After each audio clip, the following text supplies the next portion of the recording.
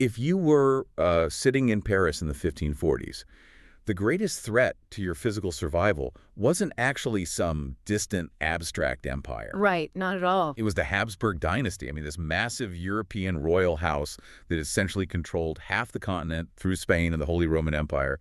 They had France completely surrounded. Just boxed in. Yeah, totally boxed in. So who did the French king turn to for his most trusted, powerful military alliance? Who did he invite to actually dock their warships in French ports to keep his people safe? Yeah, the answer always surprises people. It was the Muslim Sultan of the Ottoman Empire. Which is wild, right? Because that specific historical reality completely shatters the neat, clean narrative we're usually taught. Absolutely. You know, that whole idea of East versus West, or a united Christian Europe standing firm against an Islamic threat.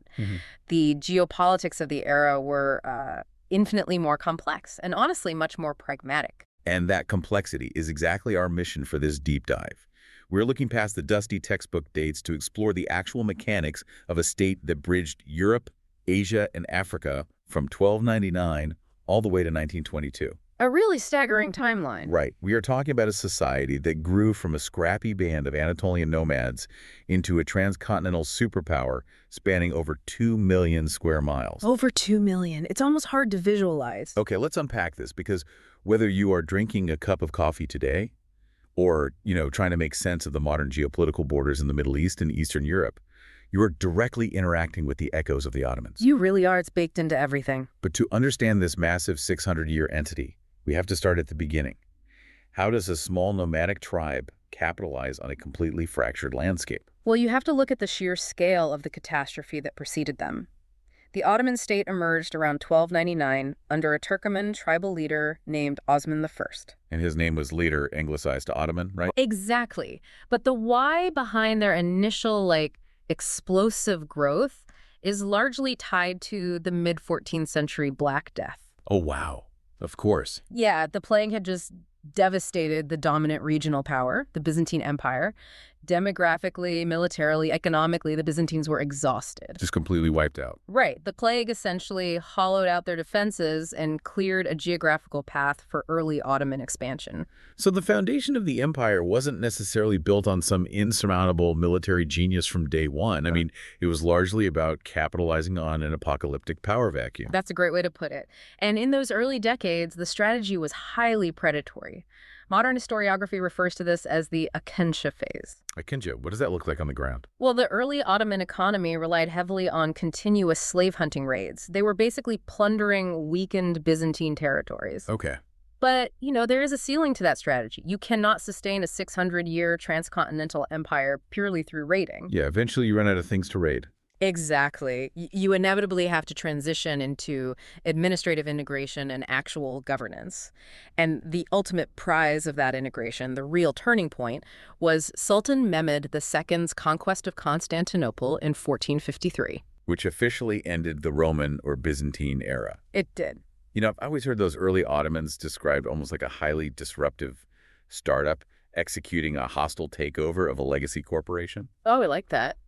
But thinking about the actual mechanics of an acquisition, when a tech company buys out an older competitor, they rarely throw out all the legacy backend code if it still processes the data perfectly, right? Yeah. They just put a new front-end interface on. Right. Why break what works? Exactly. So did the Ottomans actually destroy the Byzantine systems, or did they just absorb that legacy code? What's fascinating here is that it was the latter, almost entirely. The British historian Norman Stone heavily emphasized this exact point. Yeah, the Ottomans basically adopted the Byzantine and Roman machinery, put on a trickish Muslim guise, and just kept the engine running. We see this in the most fundamental mechanics of statecraft, like land and taxes. The boring stuff that actually runs a country. Exactly. The Byzantine land measurement system, which was called the strema, was simply adopted and renamed the Ottoman dönüm, and the Byzantine Zugarian tax on agricultural land. And let me guess, they kept that too. They mirrored it almost exactly with the Ottoman Rezimnas sift tax. Wow. So if you were a peasant farmer, the empire's flag changed, but the exact size of the plot you were taxed on and the mechanism of how that tax was calculated barely shifted. Barely shifted at all, and it goes even further than agricultural taxes. Stone points out that while Sunni Islam was the state religion, the Ottoman government actively supported and integrated the Eastern Orthodox Church into its power structure. Wait, really? The Orthodox Church? Yeah. In return for accepting Ottoman oversight, the Orthodox Church was allowed to retain its vast properties. This effectively made the Christian Church the largest single landholder in the Islamic Empire. That is wild. I mean, you never hear about that. Right, and the cultural synthesis among the elites was just as profound. Like in the early modern period, an educated, urban administrative official wouldn't even call themselves a Turk. What do they call themselves? They called themselves Rumi.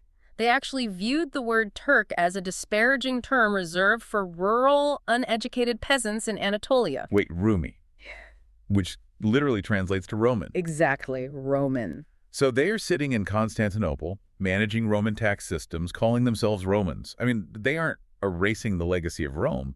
They're actively claiming to be its continuation. Yes. And once they secured that highly efficient integrated core, they projected power outward on a scale that terrified the rest of Europe. This is the Golden Age stuff. Right. Under Selim I and Suleiman the Magnificent, between 1520 and 1566, the empire expanded into Hungary, laid siege to Vienna, and captured Egypt. Taking Egypt is a big deal, right? A massive deal. It allowed the Ottoman sultans to claim the title of Caliph, the supreme leader of the global Muslim community. That title fundamentally changes their geopolitical mandate. Like, they aren't just a regional power anymore. They are now the defenders of global Islam. Precisely. And that brings us back to what I mentioned at the very beginning, the alliances and the global wars. We're often taught about the Age of Discovery as this timeline where European ships, primarily from Spain and Portugal, just, sailed out and conquered the oceans unchecked. Unchallenged. Right. But the reality is that the Ottomans were fighting a multi-continental world war against the Iberian Union, so Spain and Portugal. Yeah, this was a 16th century superpower stalemate. It wasn't just contained to the Mediterranean. The Portuguese were attempting to circumnavigate Africa to dominate the Indian Ocean spice trade. Which directly threatened Ottoman economic monopolies, obviously. Oh, massively. So the Ottomans fought them globally. When the Iberian forces tried to use the Philippines as a base to attack Muslim territories in Southeast Asia, the Ottomans didn't just sit back or send angry letters. What did they do? They actively deployed naval forces, cannons, and gunsmiths all the way across the Indian Ocean to Sumatra to militarily aid the Sultanate of Aceh against the Europeans. That is insane. They're projecting hard military power into Southeast Asia in the 1500s. Yeah, their reach was incredible. And closer to home, they are orchestrating joint naval sieges with the French. Because geopolitics completely trumped religious ideology. Both France and the Ottomans shared a mutual fear of Habsburg dominance. So, French King Francis I and Suleiman the Magnificent coordinated their militaries. Just teamed up. Yeah. During the 1540s and 50s, cities like Nice and Corsica were conquered by joint French-Ottoman fleets commanded by the legendary Ottoman Admiral Harridan Barbarossa. The Iberian-Ottoman conflict was two massive geopolitical blocs, perfectly matching each other in military technology, economic output, and sheer population. Okay, so if they are matching the combined might of Spain and Portugal ship for ship and projecting power to Sumatra, we have to address a massive historical discrepancy. The decline narrative. Yeah. Why is the dominant narrative of the Ottoman Empire focused on this concept of the sick man of Europe? We are told that after Suleiman died in 1566, the empire just entered a 300-year, dusty, slow decline. How does that come from? It comes from centuries of historians fundamentally misreading the 17th and 18th centuries. Older scholarship viewed anything that wasn't rapid territorial expansion as a decline. So if you're not conquering, you're failing. Right, which is flawed. Right. Modern scholars have entirely dismantled that stagnation thesis. The empire wasn't declining after 1566. It was entering a period of intense, highly successful adaptation. Well, because the entire global economy was shifting underneath them, right? I mean, the Spanish were pulling massive amounts of silver out of the Americas, causing brutal global inflation. And new European ocean routes were actively bypassing the traditional Ottoman overland trade routes. They had to pivot or die. And their pivot was brilliant. Let's look at global logistics. As the traditional overland spice routes lost their profitability to European oceanic shipping, the Ottomans recognized the rise of a highly lucrative new consumer commodity. Which was? Yemeni coffee. No way. Coffee. Yep. So instead of just watching their trade revenues vanish, they cornered a new market. Wait, how did they actually monopolize something like that globally? By heavily developing the infrastructure of Cairo, the Ottomans controlled the Red Sea ports where the coffee arrived from Yemen. They directed all that traffic through Egypt. Oh, that makes sense. Cairo was transformed into a massive global logistics hub for the coffee trade. They taxed it upon entry, processed it, and distributed it across the Mediterranean and Europe. The booming coffeehouse culture across the empire generated immense wealth. So they were basically the 17th century equivalent of a global supply chain giant. Yeah, that kept the region economically vibrant for centuries, completely countering the idea that their economy had stagnated. And alongside that economic pivot, the political structure inside the palace was completely transforming too. This brings us to the Sultanate of Women, stretching from roughly 1533 to 1656. This is a fascinating mechanical shift in Ottoman governance. For over a century, the imperial mothers and high-ranking consorts within the harem figures like Hurrem Sultan and Kozum Sultan exercised defining political power. While the men did what? Well, the sultans themselves increasingly stepped back from day-to-day governance. They resided deeper within the palace while a highly professionalized bureaucracy took over. But how did these women legally or practically wield that power? I mean, it wasn't like they were holding public office or leading armies into battle. They wielded it through extreme control of patronage networks and information flow. Because the sultan was cloistered, anyone who wanted access to him to secure a governorship, a military command, or a favorable tax ruling had to go through the harem. Oh, so they were the gatekeepers. More than just gatekeepers. These women placed their own loyalists in the position of Grand Vizier, essentially the prime minister, and actively dictated state policy, foreign diplomacy, and architectural projects. They were the administrative engine of the empire. Wow. Okay, so let's look at the actual output of that engine. Imagine living in that system. You have an empire of 30 million people spanning 3 continents, practicing multiple religions and speaking dozens of languages. A logistical nightmare. Seriously. How do you govern that diversity without the state constantly tearing itself apart? The mechanism they engineered is called the millet system. It is a highly specific form of religious pluralism. How did it work? In this framework, non-Muslim populations, the Greek Orthodox, the Armenians, the Jewish communities, were organized into their own legally recognized groups, or millets. As long as they paid the required taxes and did not rebel, the Ottoman state allowed them to govern their own internal affairs. Like completely independently? Pretty much. They operated their own religious courts, funded their own schools, and followed their own family laws. It's almost like the Ottoman Sultan provided the central operating system. Yeah. He controlled the military and the macroeconomy, but he allowed the Greeks, the Armenians, and the Jews to run their own independent software programs for law and daily life on top of it. That is a perfect analogy. It prevented the constant religious friction that was tearing Europe apart during the same period. Which was a lot of friction. Yeah, constant religious wars in Europe. However, we have to be careful not to romanticize the millet system through a modern lens. It was not equality. Right. Non-Muslims were protected, but they were legally subordinate. They paid higher taxes and faced specific restrictions, and that structural inequality is most visible in the most controversial mechanism of Ottoman statecraft. The Devshirme system. Yes. Right. This is where the mechanics of the empire directly clash with modern morality. The Devshirme is essentially a human tax. State recruiters would go into the Christian villages, primarily in the Balkans, and just draft young boys away from their families. Yep. They were converted to Islam, taken to the capital, and funneled into elite palace schools to be trained. That sounds brutal. What was the logic behind that? The logic behind it was entirely about centralizing power. If you hire existing aristocratic families to run your military, those families have their own inherited wealth, their own local loyalties, and their own agendas. They become a threat to the throne. Exactly. The Sultan wanted a class of elite administrators and soldiers whose absolute sole loyalty was to him. The boys taken through the Devshirme were educated in mathematics, administration, and warfare. They became the famous Janissary infantry, and the brightest among them became the Grand Viziers. But this creates a bizarre historical paradox, doesn't it? On the one hand, this is state-sponsored slavery and forced conversion. It's an objectively brutal human tax. Absolutely. But on the other hand, we read in the sources that some Muslim families actually tried to bribe recruiters to take their children, even though it was legally restricted to conquered Christians. Because getting taken by the Devshirme was literally the only path for poor farm boy to eventually become the second most powerful man in the empire. It is a profound contradiction. It really is. It provided immense social mobility and created a hyper-competent, fiercely loyal bureaucracy that held the empire together for centuries. But, the trap of a perfect system is that it becomes rigid. Ah, right. It stops adapting. Exactly. By the 19th century, those elite janissaries and entrenched bureaucrats became highly reactionary. They actively resisted change just as the Industrial Revolution completely rewrote the rules of global power. Which transitions us into the 19th century, the era of the Tanzimat reforms. The Ottomans realize they are rapidly falling behind European manufacturing and military tech, so they attempt to radically modernize. Right, and they aren't just changing window dressing, they are trying to rebuild the entire state. Yeah, they were systematically dismantling the old structures. They replaced religious law with secular legal codes.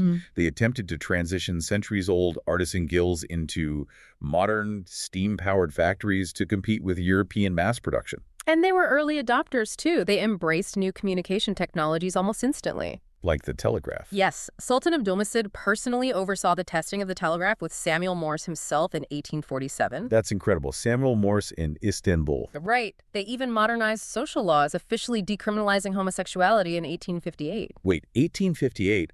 That is remarkably early compared to much of the West. It was. They were desperately trying to build a modern, centralized constitutional state.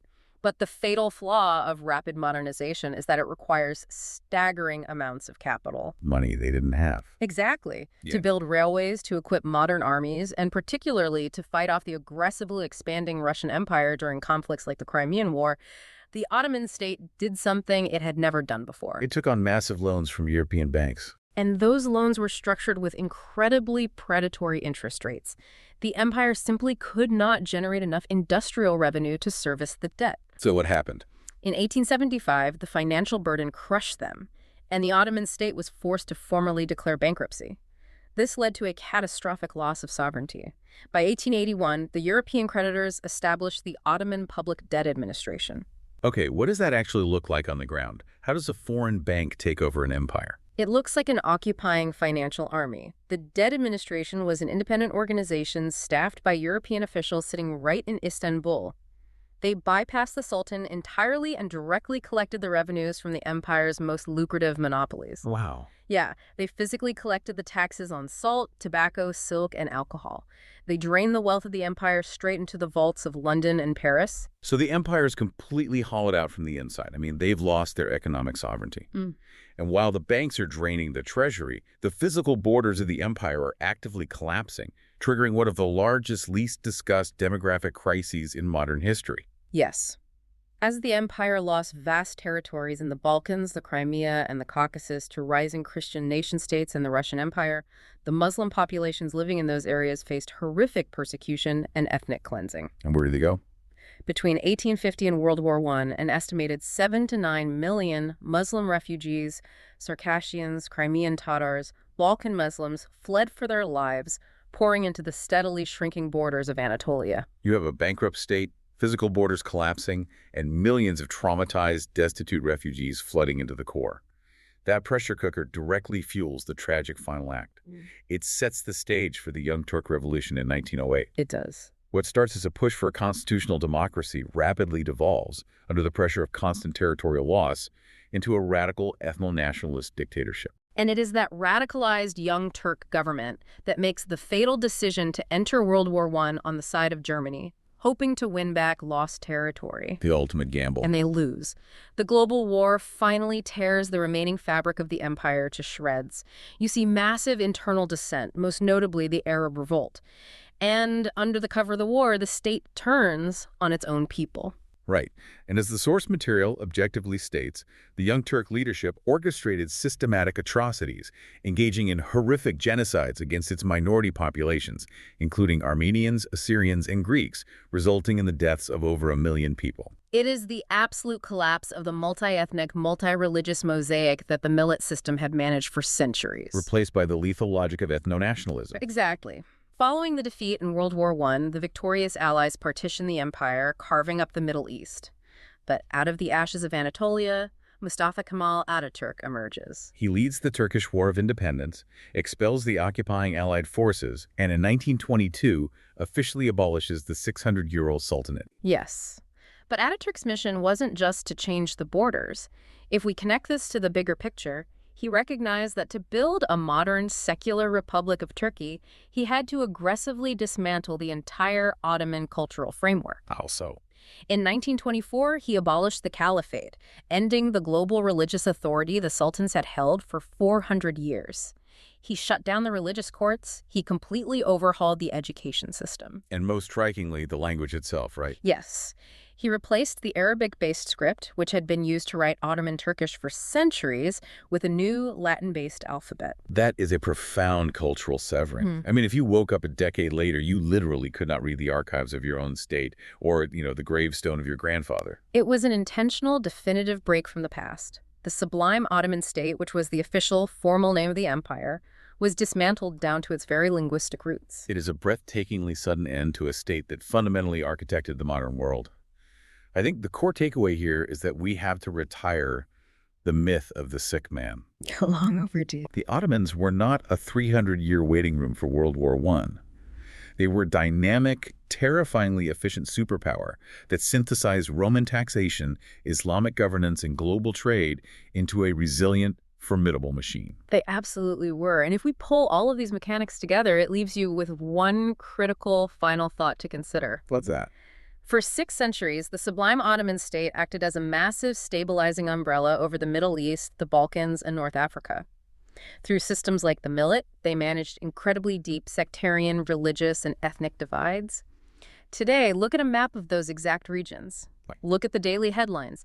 How many of our modern geopolitical crises, our fractured borders, and our intractable conflicts are simply the world still trying to figure out how to organize itself in the absence of the Ottoman Empire? Wow. That is a haunting perspective to leave on. We started by looking for the history of a fallen empire, but perhaps what we actually found is that the ghost of the Ottomans is still the underlying anatomy of the modern world.